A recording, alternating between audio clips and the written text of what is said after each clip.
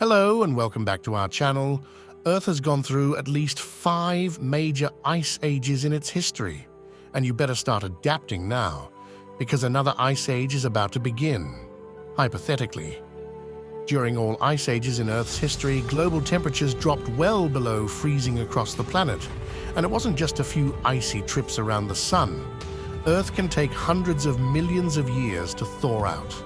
The most recent ice age started the Quaternary period about 2.6 million years ago, and technically we're still in it today. Ice ages have the power to radically change our planet. They reshape landscapes. They create new lakes and rivers. Plants and animals cling to life, either adapting or facing extinction. So, if a new ice age began today, how soon would our civilization collapse into chilly chaos? Our 6th major ice age would be a few thousand years in the making, and it would begin with Earth's tilt on its axis, going through its cycle of changes. An unstable tilt plus a little wobble in our orbit around the sun, and there would be less and less solar radiation reaching the planet. You'd see the first effects of this on the northern hemisphere. Each year, the once lovely summer temperatures would start to drop. Eventually, they'd fail to rise above freezing, and that's when snowfall would begin to build up. Over time, that snow would compress into ice sheets. These glaciers would start in places like the northernmost regions of Canada, Scandinavia, and Russia, and they would spread from there. The ice would mostly form on dry land. That's because the water surrounding the ice would create a barrier, preventing it from expanding as easily. Today, about 10% of Earth's land surface is covered by ice. As our new ice age progresses, you could see that go up to about 25%. Ice would cover Eurasia from the British Isles to Siberia. Himalayan ice sheets would expand through Asia, and while the southern hemisphere wouldn't be as icy, an ice sheet would run from the southern tip of Patagonia well into the Andes Mountains. But ice wouldn't be the only change.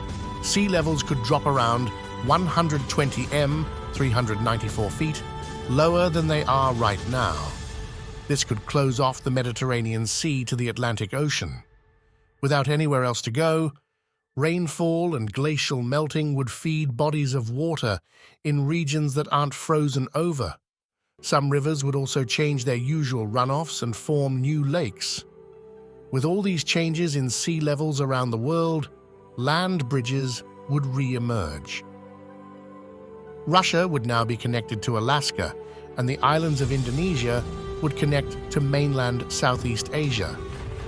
The borders would change and bring many countries closer together, or it would result in whole new countries being formed, opening up new land for you to migrate to.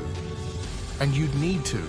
Regions that you and hundreds of millions of other people used to call home would now be essentially uninhabitable.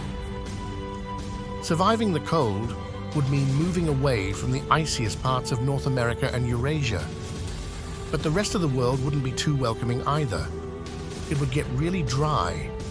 Deserts and tundras would expand, so the remaining tropical forest near the equator would be refugee for much of the planet's plant and animal life.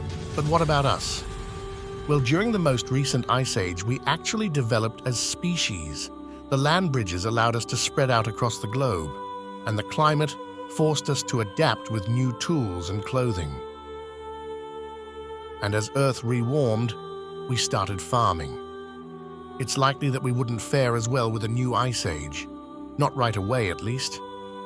Almost all of our agricultural land would be lost.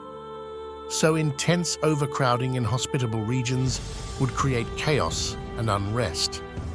You should get ready for extreme competition for life's basic necessities.